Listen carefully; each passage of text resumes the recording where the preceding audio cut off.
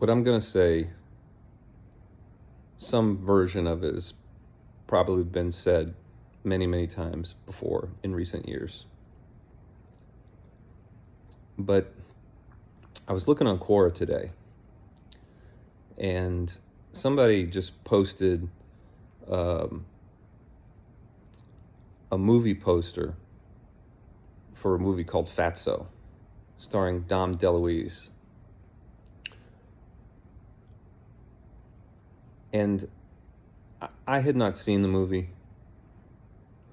so I just only could see the poster. But I've seen Dom DeLuise in a number of different movies.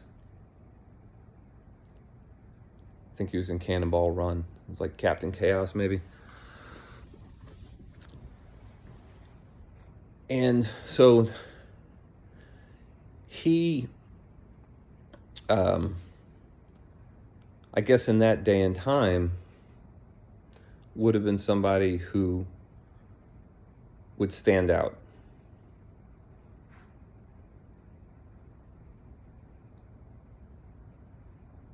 Nowadays, I don't think that's what people would notice first about him.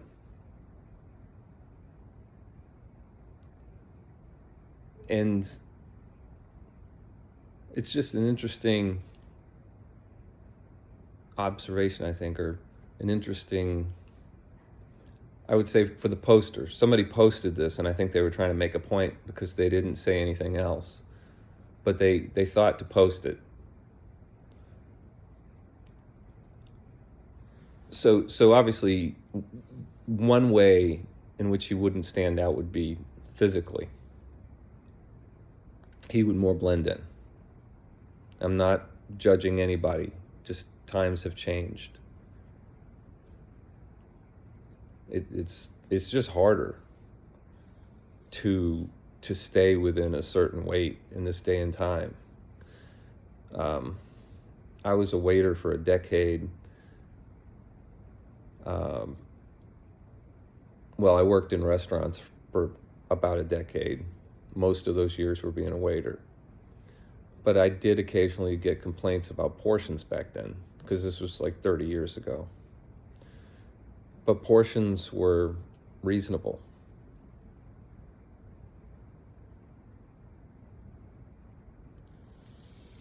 But now, there's just an abundance of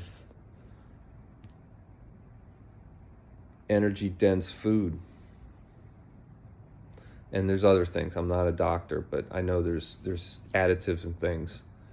And I'm sure that's actually going to be looked at, because I know in other countries there are certain things they don't allow, and it's put in our food. So that's one observation.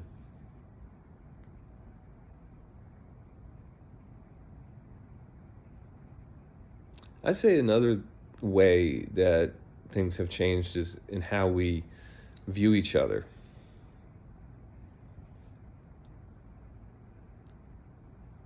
Like, it wouldn't really fly today.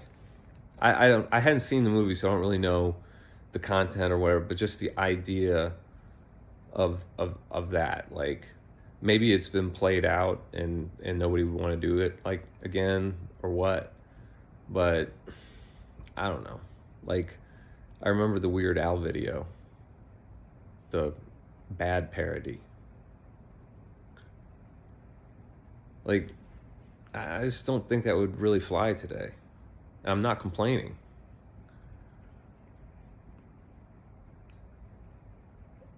I mean, I guess it was funny when I was like 11.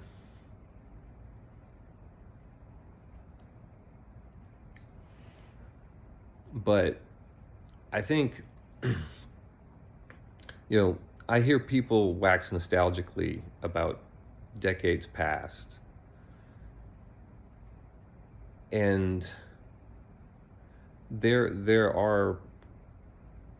some merit, but then there's some things you look back on,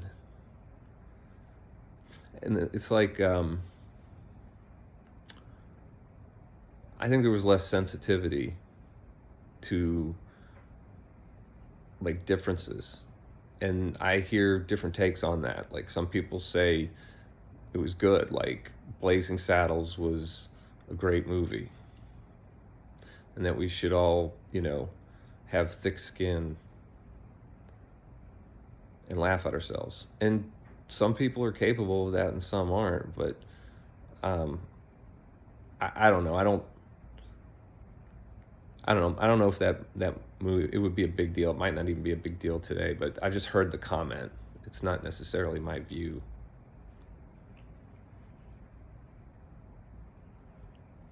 But it's like,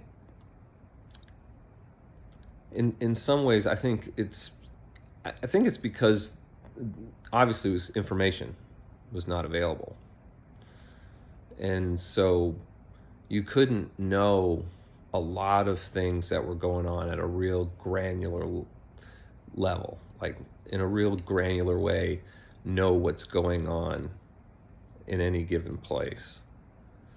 And so that left people with a lot of room to fill in the gaps, I'd say. They had to come up with their own theories about things in a lot of cases. Like I distinctly recall, as like a preteen and early teen, like debating with my friends constantly about whether or not something was true. And we had no way to sort it out. So not only did we never really know what was true, I mean, one of us was probably right, but we could well have both been wrong. But we got into like beefs about it too, like just not agreeing on something. Couldn't look it up anywhere, like except the library, but who wants to go walk to the library and try to find the answer?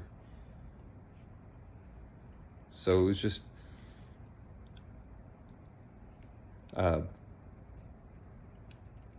yeah, people had a lot of wrong ideas, I think, about things.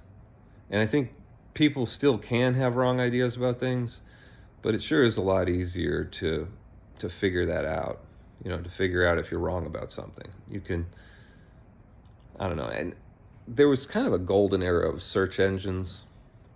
And I know this is not new, but I've observed this, that, search engines used to be, very direct. Like you got exactly what you were looking for. And now you get like a bunch of sponsored content, and then there's a bunch of things that have been omitted from your search. Like you're just kind of getting sort of what like the regime of the day wants you to see. It's just stuff that you're just not going to find it anymore.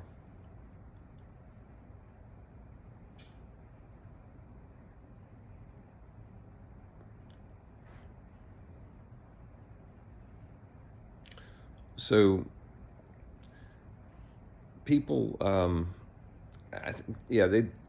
they couldn't know quite as much, and really as many people. That's what it is. They really couldn't know as many people, so they had like limited experience with people. It was just face to face, and there's kind of a quality versus quantity issue there. Like the quality of the interaction could be very high, face to face all the time. That's really all you had, besides the phone. But even the phone, it has a lot of life to it. There's a lot of inflection and that can be added to communication over the phone, and it's more real time. So you have to be a bit of a conversationalist to do it.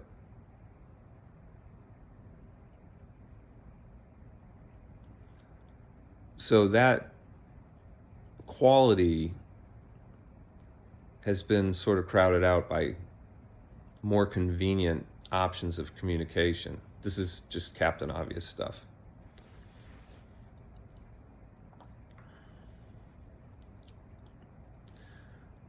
But there's an effect of having so much information in one's head. There's a jading of sorts that happens. Like, I go back to that movie Fatso I was talking about. I mean, that thing could have been a piece of crap. I don't know. But there was a lot of crap in the movie theaters. And it wasn't just a function of special effects. I mean, there were some great movies too. I'm not saying that there aren't, and there's a lot of crap now. But some of that crap like generated money.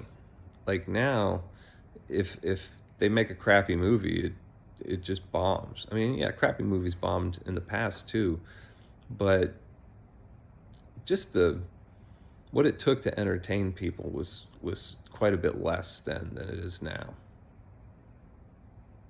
And maybe it's just because the relative technology, like you get used to seeing a certain quality of production, and that's the way it's got to be, and they just couldn't do it as well back then, and there's probably something to that. But just the quantity of content that can be consumed, there was no such thing as binge watching. That didn't exist, because you know, the show just came to you at a particular time. And so you couldn't binge it, really. I mean, you could, I guess, back in the VCR days, but the logistics on that were just not conducive. I mean, that's why Blockbuster's gone.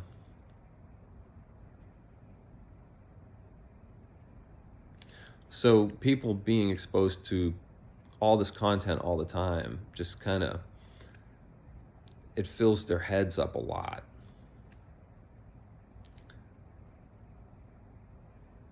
I saw a segment of, I don't know, some channel where Satguru was talking, and he was talking about how people were going to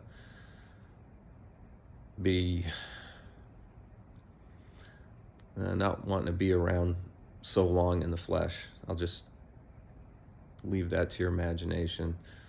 I'm not quoting him, but that's what he said, essentially, was that the volume of content, knowledge, information that people were taking in would make them jaded. And I mean, if you think about it, anything like that over a large population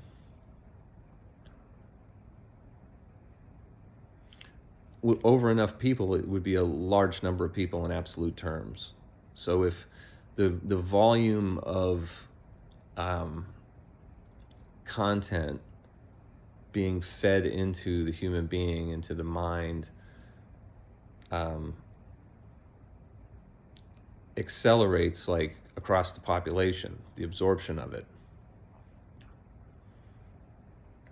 there would be a visible effect like on statistics, perhaps from an actuarial standpoint.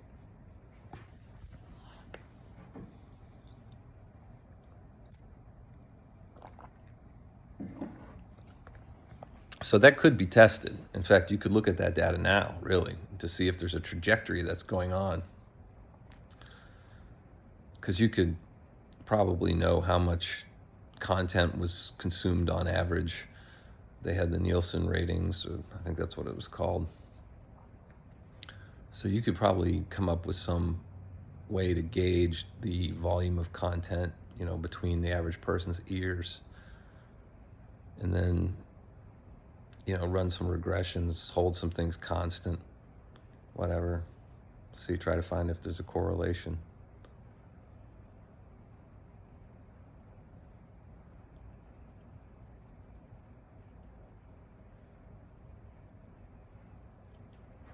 Anyway, the process of reversing that is inner work, is spirituality, is letting go. It's not an accumulative process. It's not learning more and more things.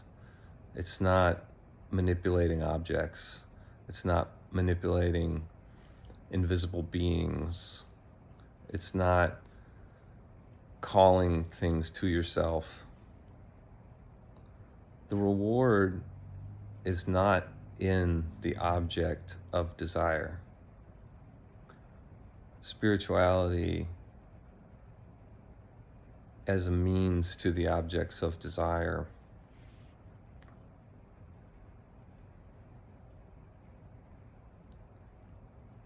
I mean, it's working towards opposite ends.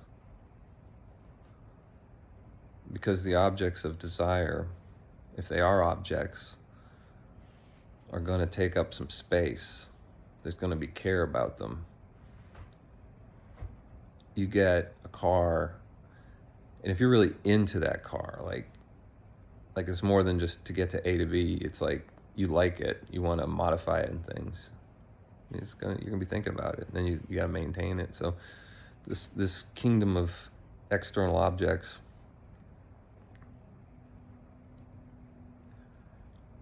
has a corresponding structure in the mind, and it crowds out the present.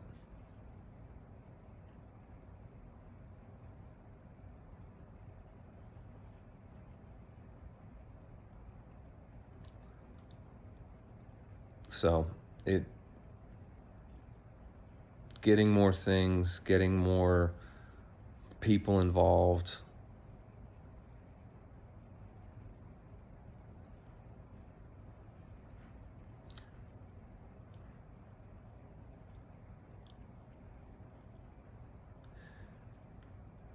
it requires a letting go, not an accumulating. And what appears in the space allowed by the letting go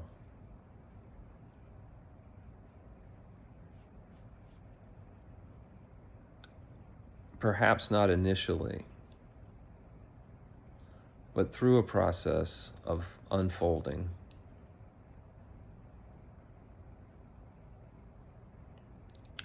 there is an alignment between the heart and the circumstance that's not a product of the circumstance's desirability.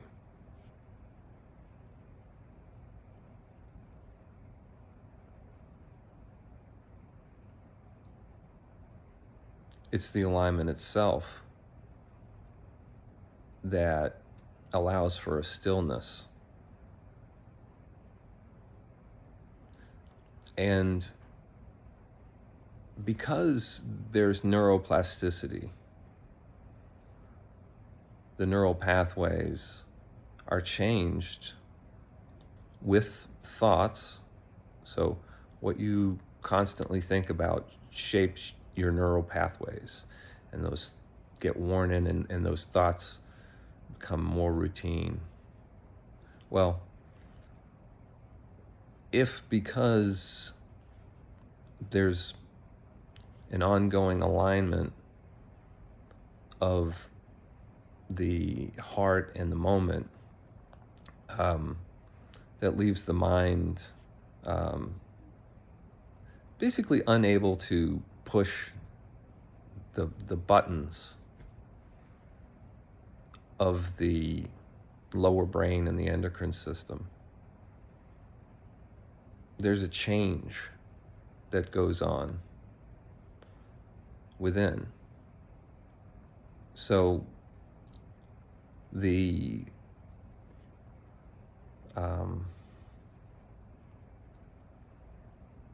fact that attention is not immersed in obsessive thinking, and it is rather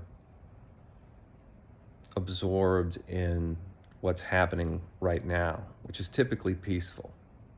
Yeah, reality can be crazy, but it's long periods of nothing.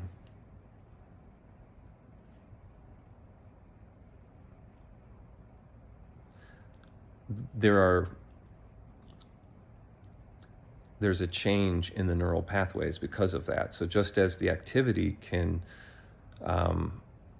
cultivate all the neural pathways that maintain obsessive thinking, the absence of that thinking changes and causes those neural pathways to fall away.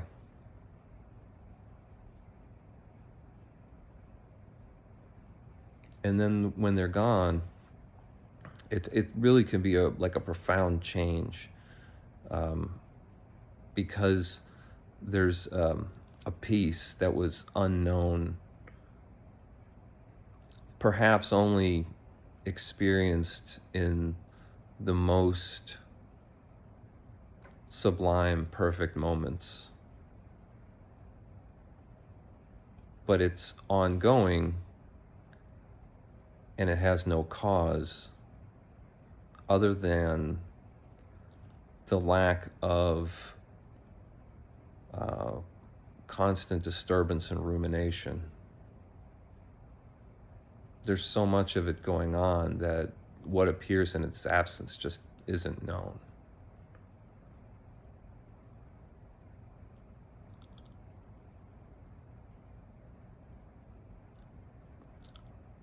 One way of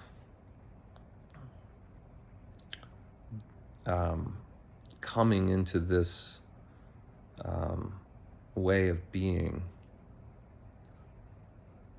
is through the giving of attention to non-relational phenomena.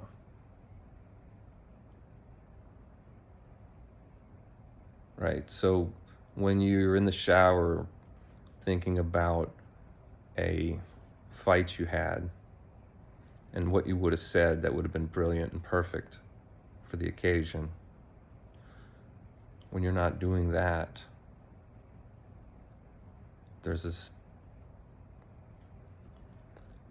this stillness that can be found if you instead were to put your attention into the way the water feels when it hits you,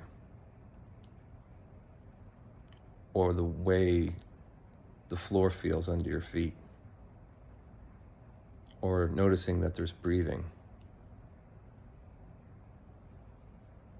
or feeling the feelings that underlie the thoughts that want free rein to make those feelings grow through rumination and proliferation of more scenarios and countervailing thoughts.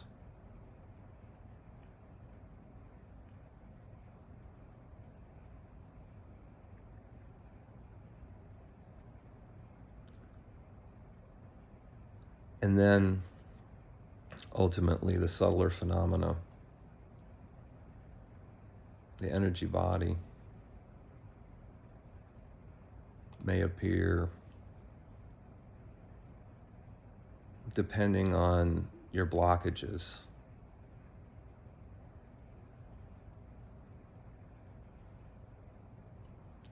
Which this is how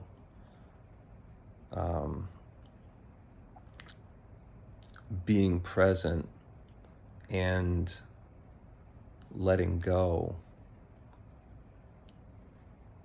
of the feelings that underlie thoughts that hurt you, to feel them and just let them make you feel how they make you feel, and then just let them go. And then there's a space. So you just be mindful and notice when thoughts appear, and then just let them go. And this destroys and dissipates a lot of the barriers that come between people. What separates us from other people is what also separates us from peace. It's just an unconscious identification with something that is not the self. but it's held sacred like an idol. It's really important, whatever it is. And it has to be defended from the world. And that takes energy and like obsessive thinking. But the thing is these things on which there's so much rumination, they can be known without being obsessed upon. There can even be loyalty to them in effectively, to the extent that these things will be fulfilled. They're on a calendar. They don't have to be obsessed upon.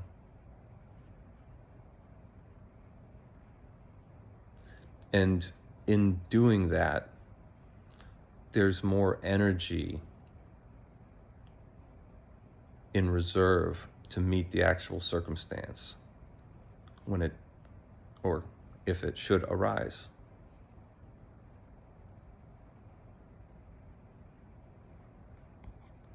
That's all.